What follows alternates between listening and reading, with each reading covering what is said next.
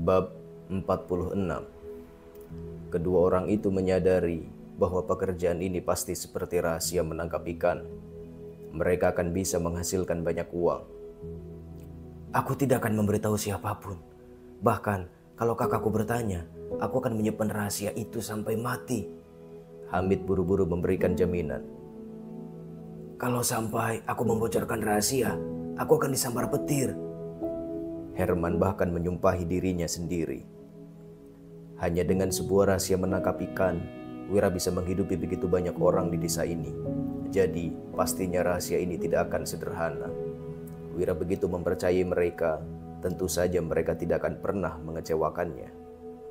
Kerja dengan baik, kehidupan kita akan menjadi lebih sejahtera lagi. Wira mengelus bahu mereka berdua, lalu mengangkat tangannya. Pergilah dan istirahatlah. Kalian bisa datang kembali untuk bekerja ketika tim penjual ikan pulang. Mungkin kalian akan sibuk semalaman. Kedua orang itu pergi dengan semangat yang baru. Mereka tidak lagi terlihat seperti sebelumnya. Setelah sarapan, Wira berjalan-jalan di desa dan membeli 6.600 meter persegi tanah dengan harga 6.000 gabak per 600 meter persegi sebagai tempat untuk membangun rumah besar. Pada siang hari, dia pergi ke lokasi penilaian. Paman Hasan sangat bertanggung jawab dalam memilih orang. Para peserta diuji dengan membawa batu, perlombaan lari, dan melihat ketahanan dan kecepatan mereka dengan jongkok. Dia memilih 20 pemuda terbaik untuk masuk ke dalam tim penjual ikan. 5 orang juru masak juga sudah dipilih. Pada pagi harinya, Paman Hasan dan istrinya Bibi Hani, beserta istri Herman yang bernama Bibi Maya dan istri Hamid yang bernama Bibi Sian, kakak ipar ketiga dan keempat Sony, semuanya berkumpul. Tim penjual ikan mendirikan tenda di depan rumah Wira dan memasang 2 panci besar. Mereka membeli sejumlah beras, tepung kedelai, dan mie di desa. Sementara itu, ikan yang ditangkap oleh tim penjual ikan disimpan sebagian untuk makanan. Tepat saat tengah hari, makan siang disajikan. Ada kue, nasi, ikan rebus, sup telur dengan sayuran liar, dan tumis lobak. Para anggota lama tim penjual ikan dan 20 pemuda yang baru bergabung berkumpul di sekitar meja makan. Banyak penduduk desa dan anak-anak melihat dari kejauhan, termasuk Pak Agus. Semua orang menatap dengan air liur yang menetes. Sebuah perintah diberikan, dan anggota tim penjual ikan serta pemuda tim penjual ikan berdesakan untuk mengambil makanan. Mereka takut tidak kebagian jatah. Ayo, baris yang rapi. Wira menggambar sebuah garis. Kerumunan itu langsung berbaris sesuai dengan garis itu untuk mengambil nasi, lauk, kue, dan sup. Benar-benar ada daging. Ikan sebesar itu setidaknya pasti ada 250 gram. Nasinya juga sampai menggunung di mangkuk. Ada juga telur di sup sayurannya. Tumis lobak juga setengah mangkuk per orang. Bahkan kuenya juga dibagi 3 buah per orang. Katanya kita bisa makan sampai kenyang. Ini seperti tahun baru saja ya. Jangan membual deh. Kalian mana pernah makan seenak ini di tahun baru? Ada nasi saja sudah syukur. Duh, iri sekali dengan mereka. Bergabung dengan tim penangkap ikan, benar-benar sejahtera. Para penduduk desa lainnya melipat tangan di depan dada sambil menatap semua orang itu dengan mata berbinar. Mereka bahkan tidak bisa berhenti menelan ludah. Baru dapat sedikit uang saja, sudah seboros ini. Entah bagaimana mereka akan bertahan menghidupi begitu banyak orang dengan makan daging. Dasar pemboros. Agus menggelengkan wajah dengan suram, seakan-akan dia adalah orang yang lebih berpengalaman. Uang itu harus dihemat. Melihat Pak Agus yang menyindirnya, Wira juga tidak segan-segan menanggapi. Kalau orang yang sudah dapat banyak uang, tentu saja tidak perlu berhemat untuk hal-hal kecil. Pak Agus, makan siang kalian apa untuk hari ini? Tentu saja ada daging, jawab Agus sambil meletakkan kedua tangannya ke belakang. Dia membusungkan dadanya karena tidak ingin terlihat kalah. Pak Agus, tidak usah membual. Semua orang tahu tidak ada yang bekerja di rumahmu. makan siang kalian adalah bubur. Anakmu, Bayu, menangis berkali-kali karena tidak mau makan bubur. Dia bahkan sampai tidak mau belajar. Hahaha. Kebohongan Agus langsung dibongkar oleh tim lama anggota tim penangkap ikan. Sejak menjadi anak buah Wira, mereka tidak lagi takut terhadap Pak Agus. Bayu Darmadi adalah anak Agus. Dia sangat bodoh dalam belajar. Omong kosong kalian. Rumahku seluas itu. Mana mungkin makan siangku cuma bubur. Aku mau pulang untuk makan daging sekarang. Siang ini makan siang kami adalah ayam rebus. Rasanya jauh lebih enak dari ikan. Seru Agus dengan wajah memerah. Lalu dia berbalik dan berjalan pulang. Ada juga beberapa anak kecil yang menangis merengek kepada orang tua mereka karena ingin makan ikan dan kue. Wira membagikan beberapa potong kue kepada anak-anak. Dia tidak berani memberikan ikan karena takut anak-anak itu akan tersedak durinya. Tak disangka, begitu melihat Wira mendekat, anak-anak itu malah menangis dengan semakin kencang. Dulu dia adalah seorang pecundang, namun bagi mereka, sekarang Wira adalah orang yang lebih kejam daripada Budi. Wira tidak tahu harus bagaimana bereaksi. Dia terpaksa menyuruh Wulan untuk membagikan kue. Barulah anak-anak itu berani mengambilnya. Kini, Wira baru benar-benar menyaksikan betapa mengerikannya nafsu makan penduduk desa yang miskin. Mereka sanggup memakan 3 mangkuk nasi, 5 potong kue, setengah mangkuk tumis lobak, dan meminum 3 mangkuk sup sayuran liar. Daging ikan juga disantap hingga tak bersisa sama sekali. Begitu pula dengan 5 orang koki itu. Hingga ketika Wira menyuruh mereka untuk makan perlahan-lahan, karena nanti sore mereka masih tetap dapat jatah nasi, para tim penangkap ikan baru meletakkan mangkuk mereka dengan enggan. Selanjutnya, mereka baru pergi untuk bekerja. Wira menyuruh mereka untuk istirahat sebentar, tetapi malah diprotes oleh para penduduk desa. Istirahat apanya? Kalau sudah kenyang, kita harus mulai bekerja. Mereka bukan pejabat tinggi, jadi tidak ada alasan untuk bersikap manja. Pada sore harinya, tim penjual ikan kembali dengan 2 kereta kuda yang penuh dengan barang dan masuk ke halaman Wira. Herman dan Hamid juga datang. Mereka melihat barang-barang yang sangat berbeda di kereta dan tidak dapat membayangkan rencana apa yang dimiliki Wira.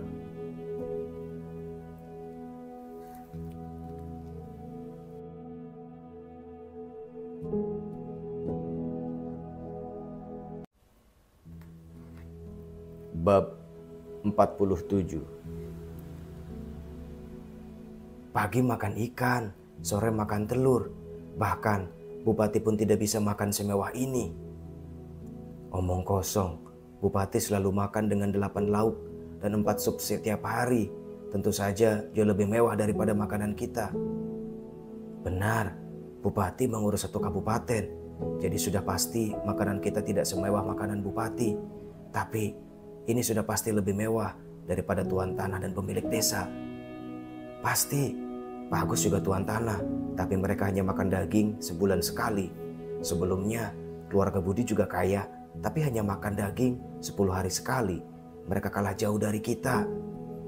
Iya, Wira benar-benar bermurah hati. Apa yang sedang dilakukan oleh keluarga Wira? Kenapa Dodo dan Dodi berjaga di pintu?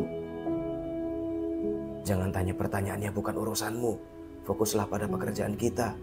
Wira tidak akan merugikan kita. Ketika malam tiba, makan malam tim penjual ikan telah disajikan. Semua anggota tim penangkap ikan menikmati roti kukus yang berisi daging. Beberapa orang hanya memakan 2 buah roti dan menyisakan beberapa untuk dibawa pulang kepada keluarga mereka. Bahkan pada saat tahun baru pun, mereka belum tentu bisa makan roti isi daging seperti ini. Sebagian orang memperhatikan rumah Wira. Sejak tim penjual ikan kembali, pintu rumah Wira langsung tertutup rapat. Hanya Herman dan Hamid yang berada di dalam sana. Bahkan Hasan dan Sony juga dikeluarkan. Sementara itu, Danu dan Dodi berjaga di pintu. Tidak ada seorang pun yang tahu apa yang terjadi. Tidak hanya orang di luar, Herman dan Hamid yang berjaga di dalam juga bingung dan tampak cemas. Setelah tim penjual ikan pulang, mereka membeli lebih dari 100 kg lemak daging, 1 skop kapur tohor, 1 keranjang bumbu rendaman, 1 keranjang soda api, 10 keranjang kelopak bunga kering, dan 1 bungkus besar rempah-rempah. Menurut Sony, semua barang-barang itu menghabiskan sekitar 50.000 gabak. Namun, Wira memerintahkan para juru masak itu untuk menggoreng lemak daging menjadi remah, yang kemudian digunakan untuk membuat isian roti untuk tim penjual ikan. Mereka juga membuat larutan dengan mencampurkan kapur tohor, air, dan soda api yang akan merusak kulit jika sampai terkena percikannya. Kemudian, Wira mulai berfoya-foya. Dia menuangkan larutan ini ke dalam lemak daging dan mengaduknya dalam panci besar menggunakan tongkat. Larutan ini akan membakar kulit jika sampai terkena percikannya. Namun, Wira malah mencampurnya dengan minyak daging. Herman dan Hamid sangat khawatir dan merasa sedih. Benar-benar mubazir. Di desa, lemak daging adalah benda berharga. Semua orang bahkan tidak tega memakannya. Melihat lemak daging yang dicampur dengan larutan itu, hati Herman dan Hamid seakan-akan meneteskan darah. Saat mereka mengaduk dengan kayu, aroma lemak daging semakin memudar dan kedua orang itu meneteskan air mata. Tidak bisa dimakan lagi. Semua lemak daging ini sudah hancur. Mereka pasti akan dihukum Tuhan karena telah menyia-nyiakan lemak daging ini. Hanya saja, karena Wira telah memberi perintah, mereka tetap harus melakukannya meskipun hati mereka tidak rela. Setelah panci besi mendidih, api mulai dikecilkan dan kedua orang itu terus mengaduk semalaman. Ketika fajar tiba, mereka menuangkan air rendaman dari rempah-rempah ke dalam panci dan terus merebusnya. Tidak lama kemudian, adonan dalam panci terbagi menjadi 3 lapisan. Sesuai dengan instruksi Wira, mereka mengambil adonan bagian atas dan mencampurnya dengan bubuk bunga kering dan rempah-rempah, kemudian memadatkannya dalam kotak kayu. Mereka juga mengambil adonan tengah, mencampurnya dengan bumbu, lampu, dan memadatkannya dalam cetakan lilin, hingga akhirnya mereka memasukkan limbah dasar panci ke dalam tong.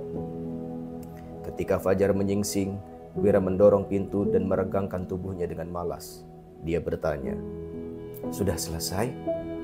Herman menjawab dengan sedih. "Sudah." Hamid hanya menunduk terdiam.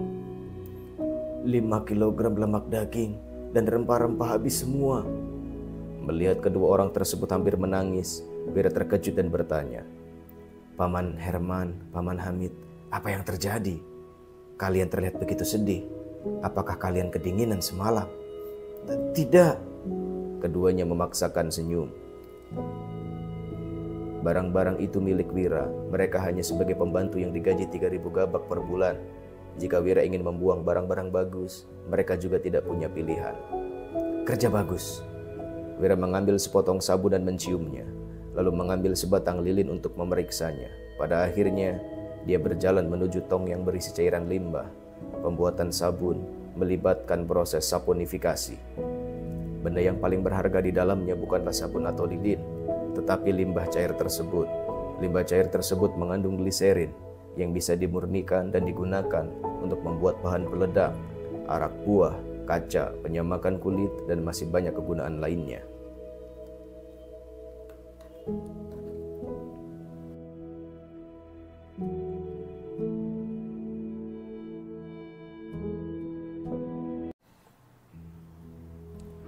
Bab 48. Namun, dibutuhkan peralatan untuk melakukan pemurnian. "Sayang, ini sabun ya?" Ulan keluar dari dalam rumah. Dia terkejut saat mencium wangi sabun di tangan Wira dan berkata, "Wanginya harum sekali." "Apa gunanya wangi? Tidak bisa dimakan." Herman dan Hamid menundukkan kepala, merasa bersalah karena telah menyia-nyiakan barang-barang tersebut.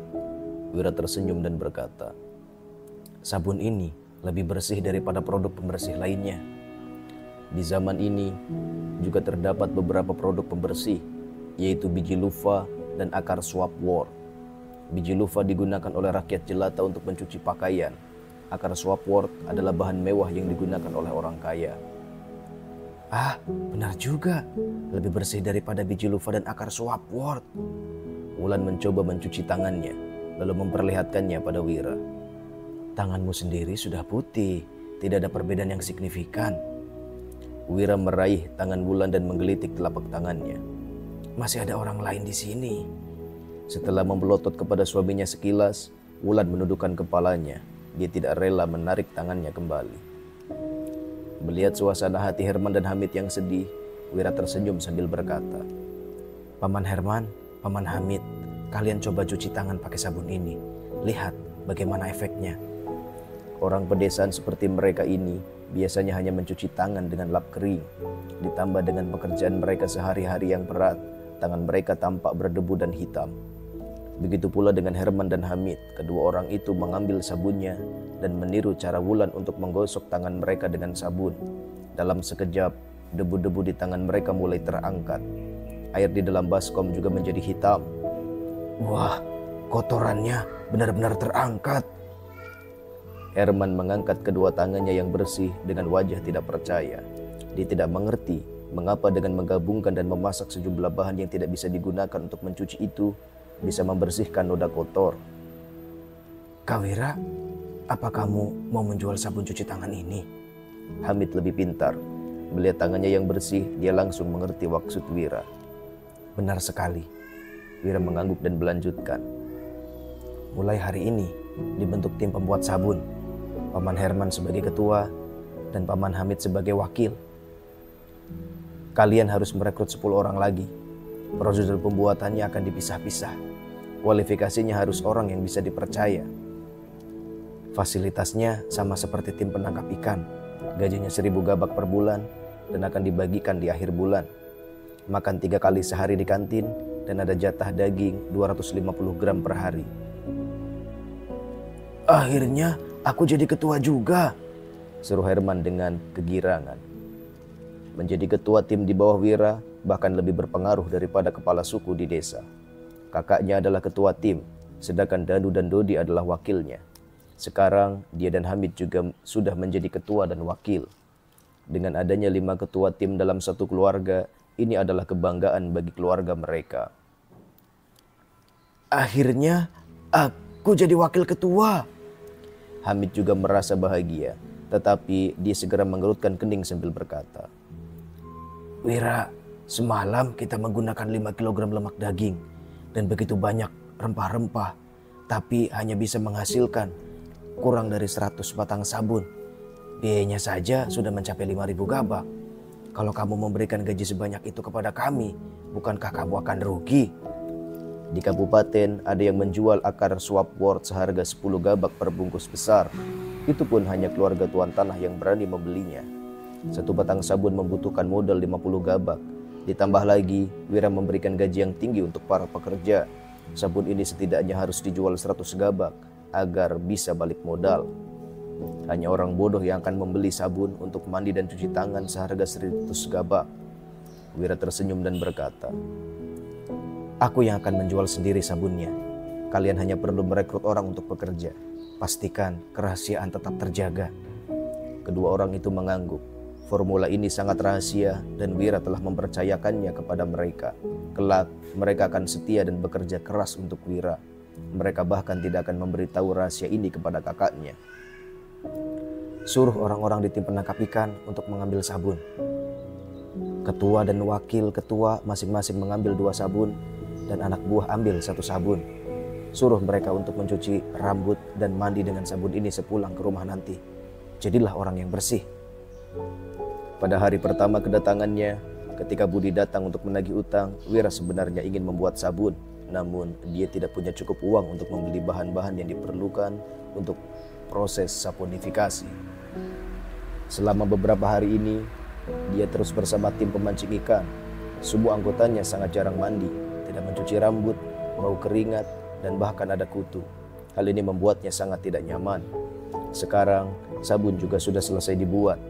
Wira juga punya kuasa untuk memerintahkan semua orang. Akhirnya, dia bisa menyuruh sekelompok orang ini untuk menjaga kebersihan. Pada hari yang cerah ini, semua anggota tim penangkap ikan di Dusun Darmadi akan mandi dengan bersih. Sementara itu, di kediaman Eko di kabupaten saat ini. Tuan Eko, orang-orang di Dusun Darmadi setidaknya bisa menjual 250 sampai 300 kg ikan per hari. Bahkan dalam kondisi terburuk sekalipun, mereka bisa mendapatkan uang 30.000 gabak dan lebih. Dalam sebulan, mereka bisa mendapat hampir 1 juta gabak. Kalau kita bisa ambil komisi 20%, Jumlahnya adalah 200.000 gabak. Kami ambil 30% dan Tuan Eko ambil 70%. Kami hanya kehilangan 60.000 gabak, tapi Tuan Eko kehilangan 140.000 gabak setiap bulan.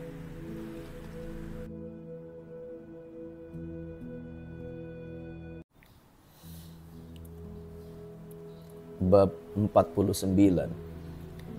Di pasar ikan timur kota, ada seorang pria bernama Handoko yang berusia sekitar 27 atau 28 tahun dan baru saja menjabat menjadi penguasa pasar ikan terbaru. Dia memiliki wajah yang gemuk dengan bekas luka dan mata yang penuh dengan keserakahan dan kekejaman.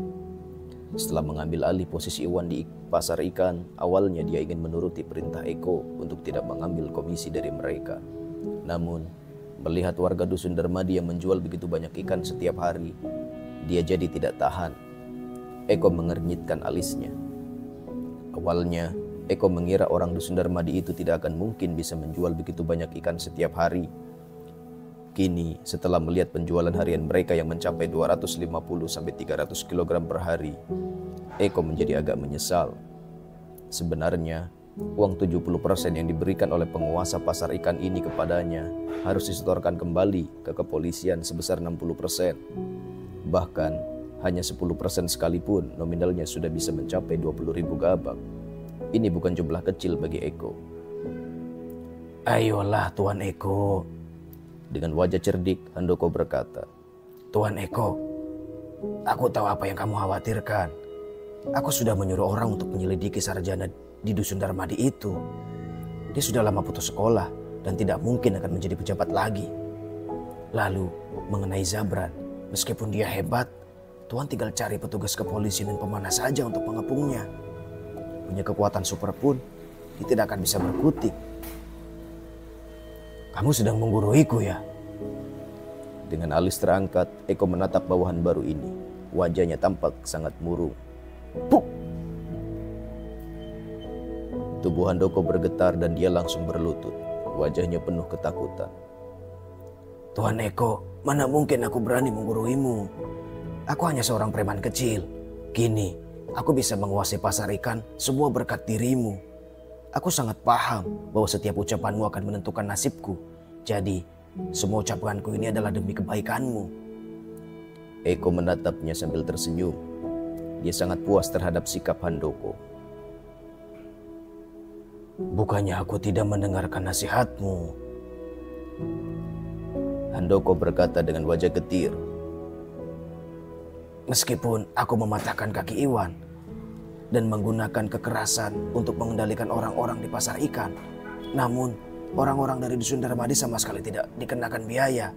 Padahal mereka menjual begitu banyak ikan setiap hari. Sementara orang yang penjualannya sedikit malah kita kutip biaya. Hal ini membuat semua orang menjadi tidak senang. Bahkan ada beberapa orang yang mau meniru cara kerja dari orang-orang dusun Darmadi. Kalau hal ini terus berlanjut, bisnis di pasar ikan akan hancur. Semua bawahanku mulai mengatakan hal-hal yang tidak menyenangkan. Dengan kemampuanmu, sangat mudah bagi Tuan Eko untuk menindas sekelompok perusuh ini. Jadi, kenapa Tuan Eko malah begitu menghargai sekelompok orang itu dan tidak mau mengambil uang mereka?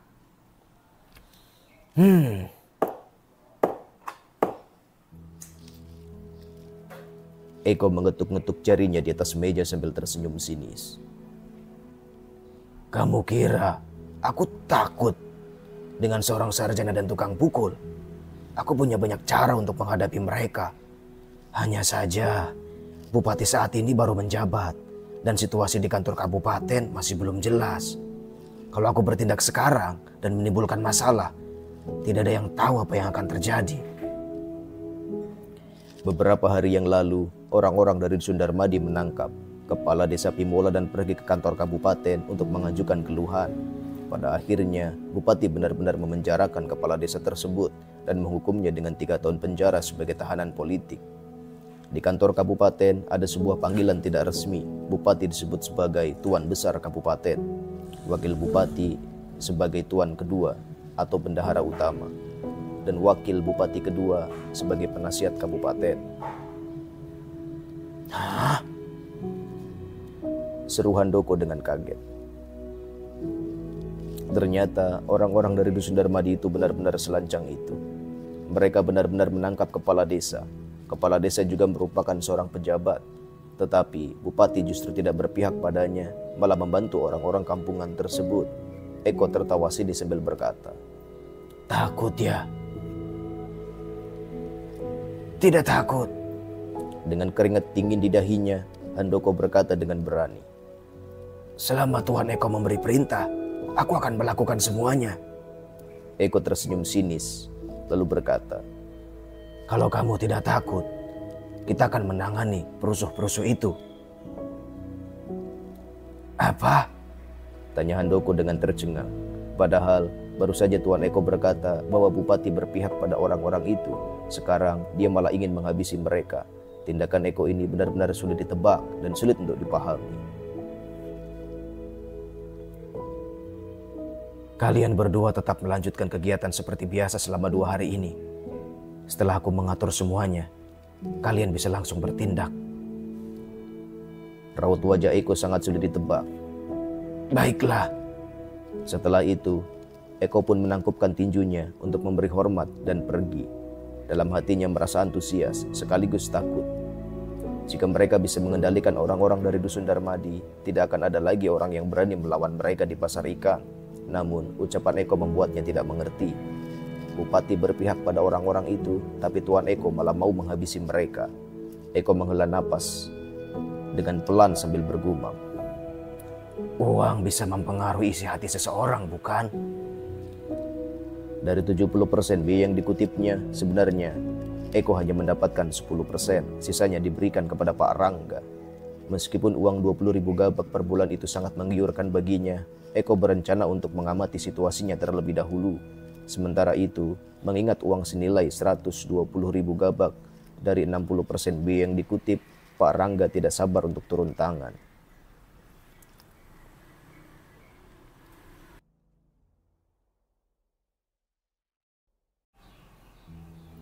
Bab 50.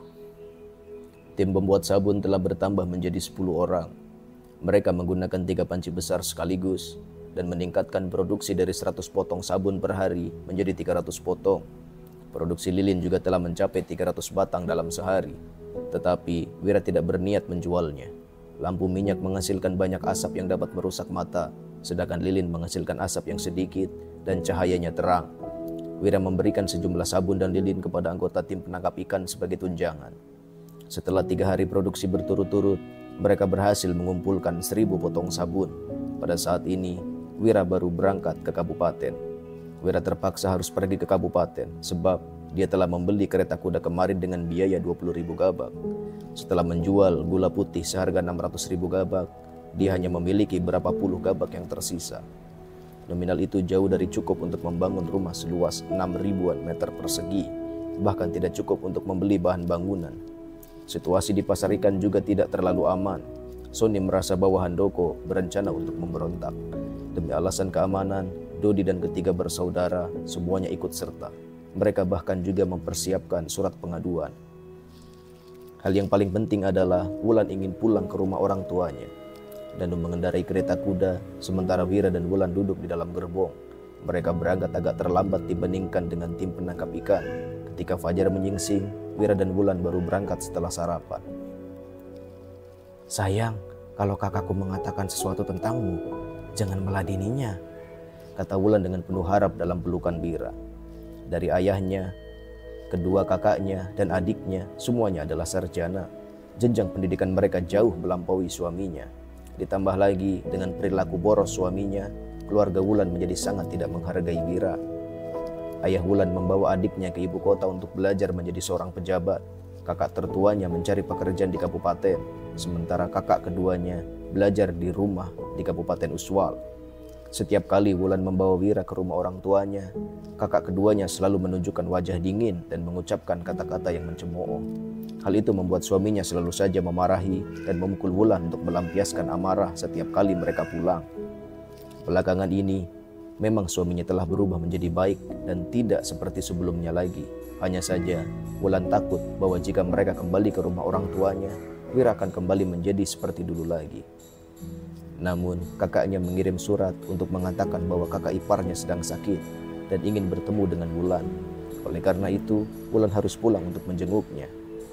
Wira mengedipkan matanya sambil berkata, Kalaupun kakak kedua memukulku, demi menghargai istriku tercinta, paling-paling aku hanya akan meludahinya. Tentu saja Wira hanya bercanda. Kakaknya Wulan adalah seorang sarjana, jadi dia tidak mungkin akan bertindak kasar. Mendengar ucapannya, Wulan tertawa terbahak-bahak. Sayang, kamu terlalu baik padaku. Rasanya seperti mimpi. Kadang-kadang aku takut ini hanya mimpi dan aku akan terbangun kehilangan segalanya. Maafkan aku, dulu aku sangat bodoh. Seharusnya aku tidak memperlakukanmu seperti itu. Wira mewakili pemilik tubuh sebelumnya meminta maaf kepada Wulan. Tidak, suamiku selalu benar. Tanpa kesulitan masa lalu, kita tidak akan memiliki kebahagiaan sekarang. Dia menutup bibir Wira dengan tangannya yang ramping. Matanya bersinar indah dan pipinya semakin memerah. Wira terpaku sejenak, kemudian menundukkan kepalanya dan mencium Wulan. Wajah Wulan semakin memerah dan dia berkata dengan suara pelan, Sayang, jangan begitu. Wira menggerutu pelan. Bukankah kerabat kita sudah pergi? Iya. Wajah Wulan kini merah padam. Dia berkata, Tapi sekarang di luar masih ada orang. Ada Danu yang sedang mengendarai kuda. Wira menengadah dan berteriak, Danu, hentikan keretanya. Danu melihat sekeliling. Saat ini langit sudah terang. Jadi Danu berkata, Kak Wira, tidak terlalu baik melakukan hal seperti itu di sini. Ini bukan jalan umum. Baru-baru ini banyak orang yang menyuruhnya menikahi seorang istri. Jadi Danu mulai mengerti sedikit tentang permasalahan pernikahan. Saking malunya, Wulan sampai ingin bersembunyi ke dalam tanah. Dia memarahi Wira. Jangan, nanti malam saja kita bicarakan lagi. Tidak boleh dilakukan di sini. Apa sih yang kalian pikirkan? Bisa tidak pikiran kalian jangan sejorok itu? Sambil mendelikan mata kepadanya, Wira menggeser tirai kereta dan turun. Dia berjalan menuju tepi jalan sambil berkata, Aku kebelet buang air kecil. Apa itu melanggar hukum? Wulan dan Danu terdiam. Kereta mereka memasuki kabupaten dan tiba di sebuah kediaman 3 lantai. Tempat itu dihiasi dengan 2 ekor singa yang terbuat dari batu besar di depan pintu. Di atas papan pintu yang berlatar belakang hitam, terdapat kata yang ditulis dengan tinta emas, Keluarga Linardi.